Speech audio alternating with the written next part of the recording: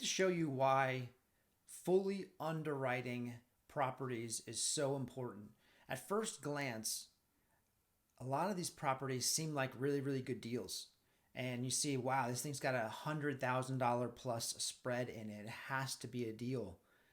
But the thing that a lot of people don't realize when they're underwriting deals is there's a lot more that goes into the cost of a property than just the purchase price and the rehab price. So I want to walk you through a deal that we just been underwriting for the past few weeks and let you know what we decided to do with it.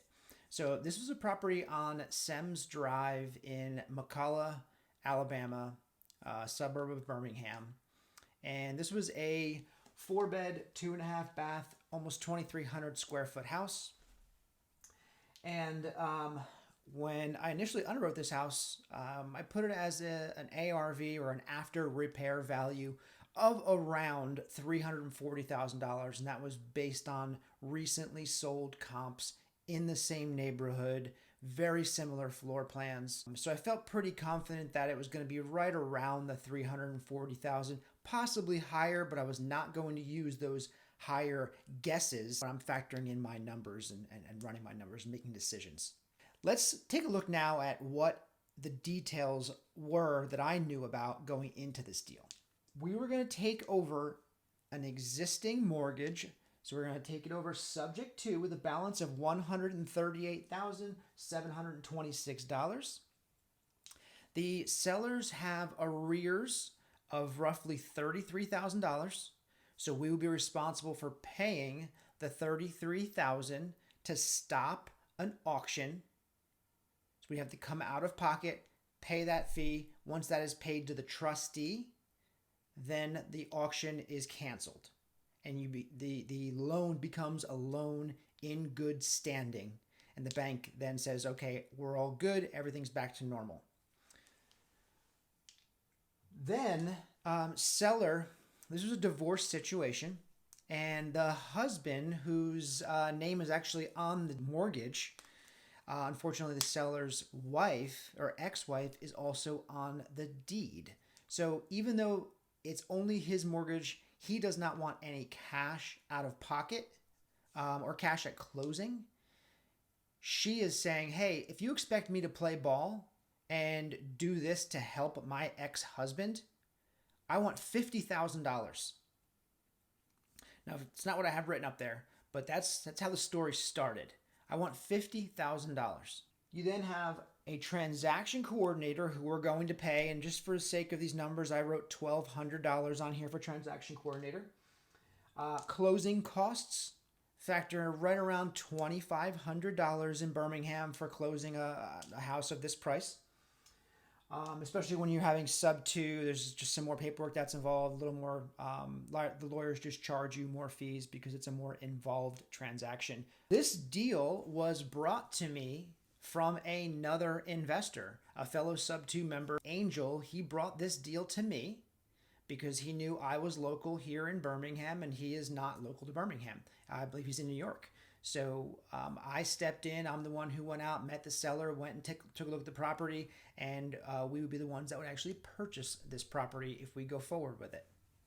So we're going to pay Angel an assignment fee of $10,000 factored into our numbers here.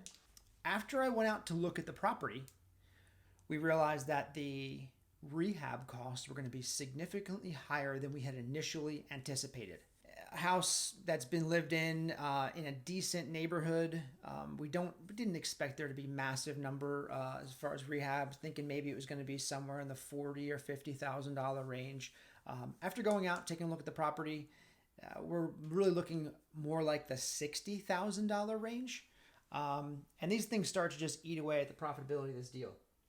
So the total cash needed to close, right? So what cash do I need to close? I need the arrears paid.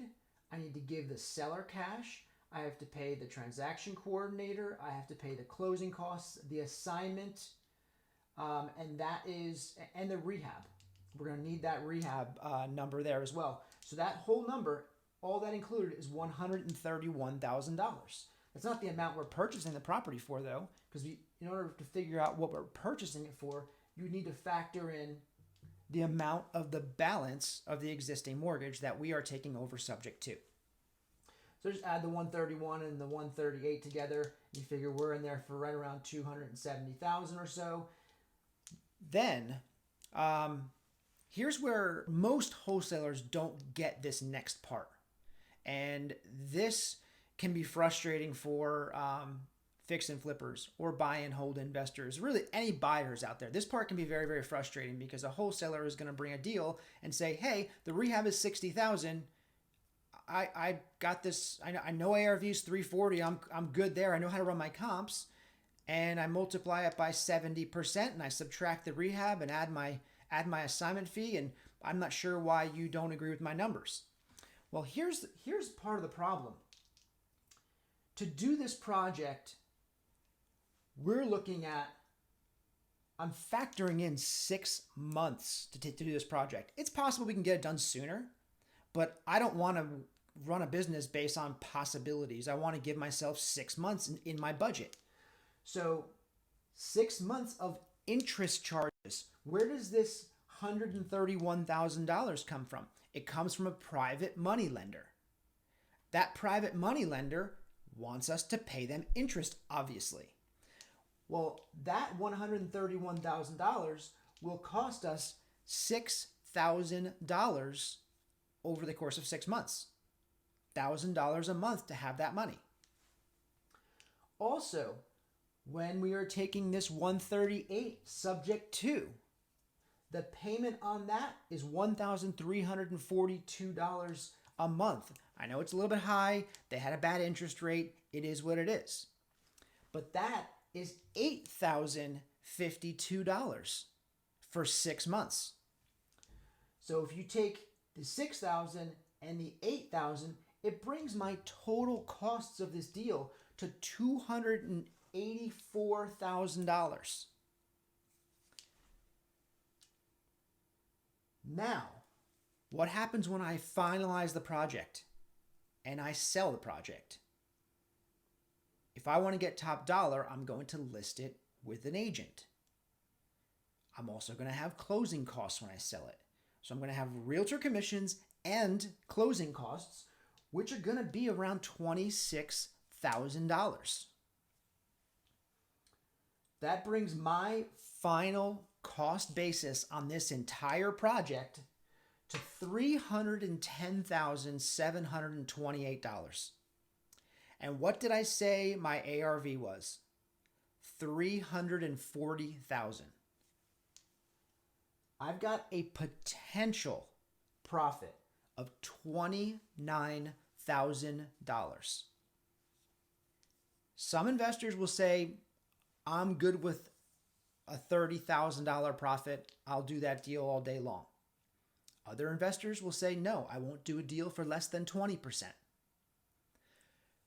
We may have considered this deal, even with the thin profit, if the market wasn't doing what it is today at the end of September in 2022. The market is very uncertain right now, and this for $29,000 of potential profit is not a risk that we are willing to take. Because all we need is for this housing market to drop 10% in this city, and my profit is completely gone. Now I'll be lucky to break even. So I hope this helps.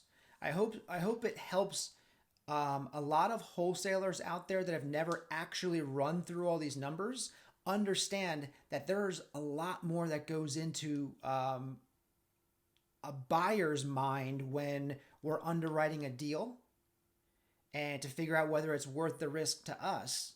And just because we're taking this loan over subject to does not necessarily make it a good deal. Subject twos can be fantastic, but remember, I still have $131,000 out of pocket on this deal. Be very careful underwriting your deals.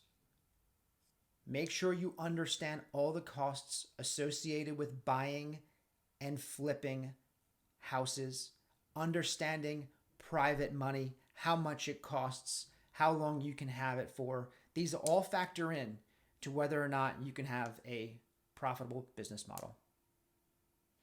Hope that helps, guys. Thanks.